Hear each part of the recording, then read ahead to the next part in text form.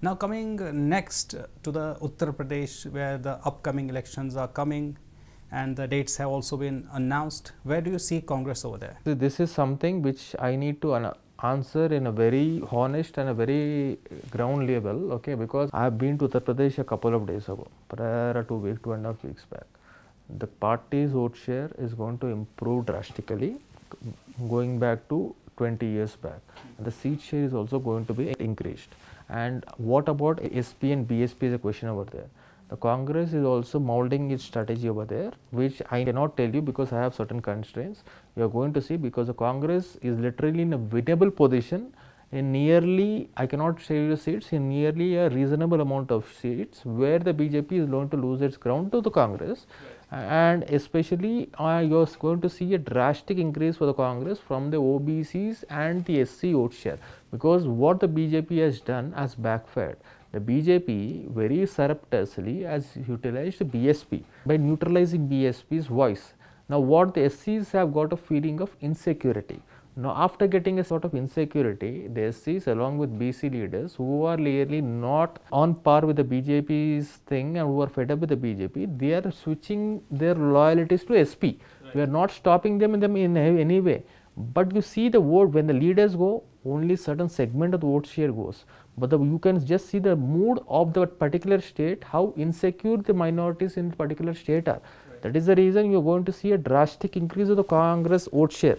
Let me not emphasize more or embarrass more, because I want to say what exactly is a basic political calculations, basic political strategy of any political party. Even in UP also I am saying the Congress is never saying that we will sweep UP, reduce here any particular leader of the Congress, let it be from the Nehru Gandhis to the grassroots level workers, stating Congress is going to win and Congress is going to literally sweep. No, a honorable statesman, a mature politician will always answer according to the question, according to the ground reality. This is what the party has taught me, and I am straightly answering you. Right, really great thoughts indeed. So you respect the public opinion in a way. Yes, definitely. As a party, as a leader, and especially as a human, I need to. Because when we are in this domain, I need to do public service in the sense I have to act according to the basic rights of human. Right, really appreciable. Now coming to the next state, that's Punjab. There has been, some internal, which is like very common in a family also, we have conflicts, I understand that. So there has been a huge conflict going on between the ex-chief minister and the current chief minister and Mr. Sidhu too. What was the reason and how it could be solved, or how could have it been solved? Regarding this address, regarding Punjab, you are overthinking it. See, Mr. Captain Amarinder Singh, he is from a royal family, and especially due to his face only the party has won. We accepted in 2017. And after the party winning in Punjab, you have seen a drastic change in Mr. Amarinder Singh's behavior. That is what you have seen when he has resigned as the chief minister after having differences with the local party leadership. Not even one MLA coming openly in support of him when he is meeting and setting up another party. Even now, you are seeing what credibility Mr. Amarinder Singh has left in the party, and what exactly the people have literally kept him, because he has no presence over there. He is just like one of the regional outfit over there, because after seeing Akali Dal, the people got fed up. Now the new entrant has come stating I'm going to split the votes. The Punjabis you always see, you go to the military, you go to the Canada, the western segment, you see all the Punjabis are very wise people. That is the reason you are seeing no response to Mr. Amarinder. Forget about the internal differences, and internal differences you are speaking about now, Mr. Sidhu and the present CM also.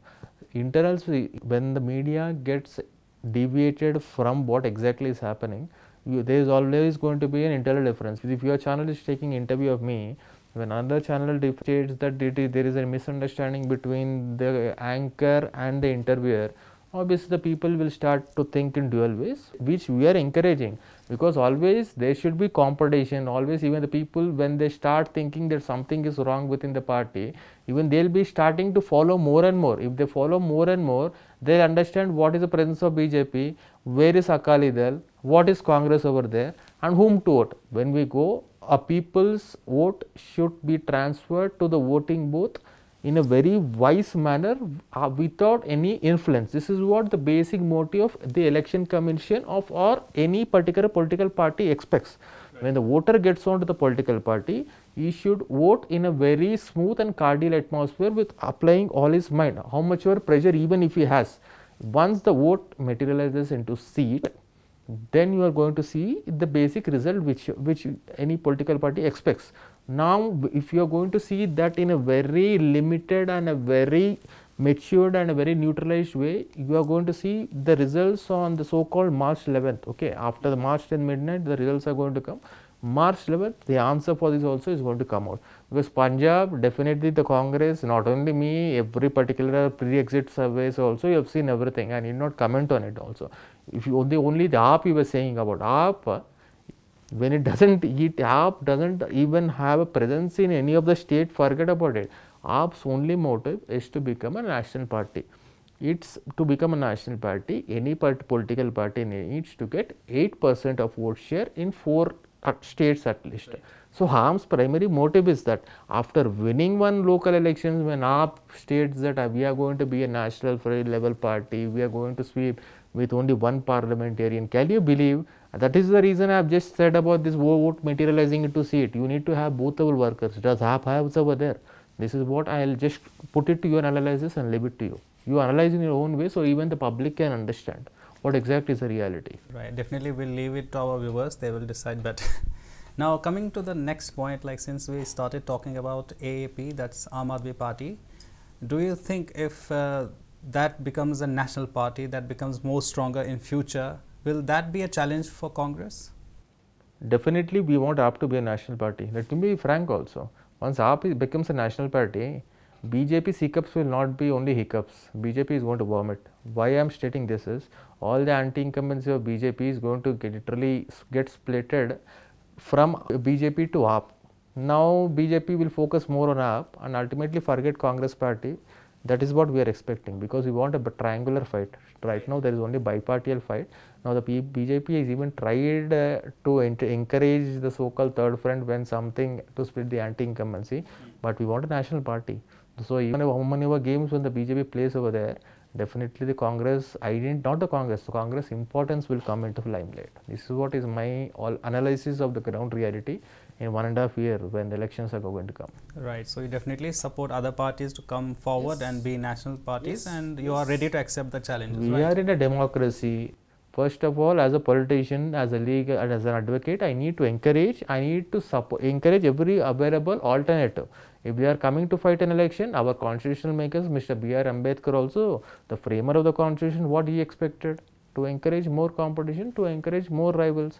We need a rival because ultimately we believe in battleground, we believe in the ground reality. We don't act according to some films and fantasies. Okay, we don't believe and hype up ourselves. That is our own asset, and that is the reason I am sitting in front of you. Very wonderful, wonderfully explained. Great thoughts indeed, and very positive thinking, I would say, which is really thinking for everyone to come forward.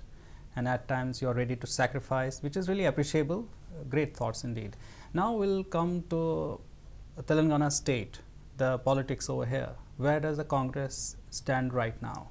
In Telangana state, there is a silent wave already which has started and which has materialized. In recent elections, okay, you have seen the results. That silent vote transfer also, when you get on to the general elections, you will know. Because when here there is no media, at least there are some handful of social media who are literally portraying the news on a neutral front, because the government has literally managed almost 90% of the media over there. That is the reason you are seeing an open thing, okay, the open mafia of the media here. So one thing, the fundamental rights are at stake, everything is at stake over here. You ask me something, what is the position of Congress in Telangana? The Congress here in Telangana, really speaking, the Congress has certain communication gap within the Telangana party. Why? You have seen a new leadership coming to the Congress. Once any organization, if it is defunct, when there is no voice within that organization, you are going to see no change, and you people will think everything is good, which is called feel good factor.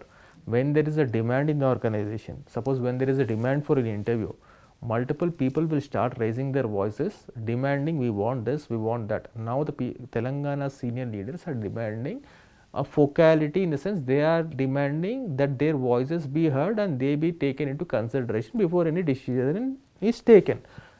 See, any organization, let it be you also, you will be having your own pros and cons before making a decision. Ultimately, you have to keep the organization as a whole and go forward. That is what we are doing. Except one or two leaders, almost every leader is satisfied with the party, if not fully, at least partially. Even let me state this, because we want the party to win first. Because after giving Telangana, after multiple sacrifices, after literally putting the party at stake in one of the state, and literally after now in this state also, when after giving the Telangana, the party needs to win and showcase its central leadership. Otherwise, if the party loses this time, the central leadership will not be in a position to at least trust or at least speak to party leaders over here. That is the reason we are focusing to see that the party wins whatever might come the way. The party should form the government next time. How, where, that is a separate debate which I can answer you detailedly, because we have our own strategies. We know when to operate, how to operate, and from where to operate, even if money comes into play.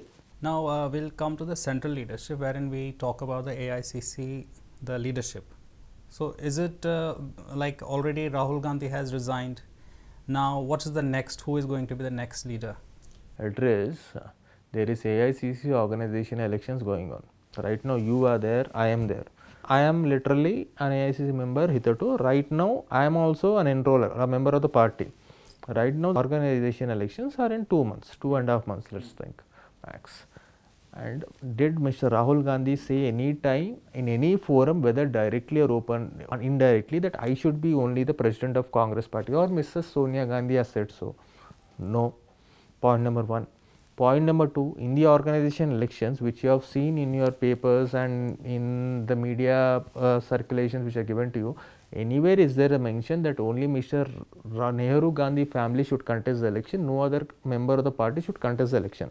That is the reason we have bought in an organization elections, in the sense when the G23 leaders, with the media has kept a name, a tag for them, when they started demanding the elections, initially we were reluctant to. Why? Because taking different considerations of the party's leaders, and why to encourage a rivalry between the party, there were certain misconceptions which were portrayed, brought to the central leadership. We just started thinking, why going for an organization elections? Let us be humble, let us see that a decision by consensus is taken. Right. But when G23 leaders under some undue influence started demanding, yes, we generally thought Mr. Rahul Gandhi has taken over the reins hitherto. But he literally didn't yield the desired results. Why? Because Mr. Modi was a 3-time chief minister and he established himself. He came into limelight with the consensus of the majority party. Only then the media went to him and started taking his voice, and it started literally giving him a recognition on the global level, not only the national level. That is what we need right now. Let it be Mr. Nehru Gandhi, or let it be the so-called any particular worker. Once he becomes a leader by majority, once he becomes a president by majority, then ultimately even if he speaks or not, that is going to be a news. That is the reason, that's what I personally believe in. If everyone comes by some say or some followers, a leader without follower, he is just alone, a lonely leader, you will see an outdated leader, which I believe in, which is a political calculation and which is a political thought of many of the scholars also. Right now, a leader with his followers, a leader with a strong consensus, once if he is elected, you are going to see a sea change, not only in the party, in the ruling party's mindset also. That is what we want, because once some sort of steps happens, only you are going to see the present change the mood of especially white collared workers also, so called techies also, in a lay terminology. Right. So as you said that when Narendra Modi was presented in a nice way in media, or supported by his party or supported by his people, whatever was the reason, if you agree or not, so social media played a very critical role. Why is Congress lacking in that? Yes, definitely I agree to it. Definitely. Always the Congress lacks in social media, still is lacking in social media. Why? We have good IT cells, we have good IT departments, we have techies in the Congress party, they are taking multiple initiatives. Why it is not materializing is your question to me. The thing is, how much of a we do, as I said you, when everyone follows the requisite decision only, ultimately you are going to see the desired result. Now the BJP, you see almost all the northern, BJP's presence has more in the northern belt. Okay, BJP has much presence in towns compared to the rural part, which is not the case with Congress. Congress always believes in its rural green belts and always that things. So let me not sidetrack the issue. The Congress, at least now in this competitive world, after realizing that social media is a compulsion, not only social media, after even realizing to see that we have an electronic media presence, literally has molded its tactics, as I said you, the digital membership, the organization, elections, everything it is going in a digitalized way, so that at least the party workers will start working in that direction. If we start somewhere, our decision will be somewhere and we are going to yield the result somewhere. If you don't start, if you start thinking, the elections will come, the elections will go, but the party's position will be the same. That is my answer to your question. Okay, I hope it is very clear to you. Yeah, it is clear, but I was very curious, like when other parties, when Aam Aadmi Party is also having a great social media presence, but Congress, I think somewhere it's lacking. That's what I, yeah, I want to say something in this regard. I'm sitting in Telangana. Okay, here having much social media presence also, when no one else in the party has, only one person having much social media presence also is not good. That is the reason an organization as a whole, when it has a social media presence, then when individuals have social media presence individually also, independently also, that is not a hindrance. Otherwise, only one individual, suppose Mr. Krishna Teja has a very good social media presence, if the organization doesn't have, and ultimately it will result in the smash of Mr. Krishna Teja. This is what literally my answer to your question is.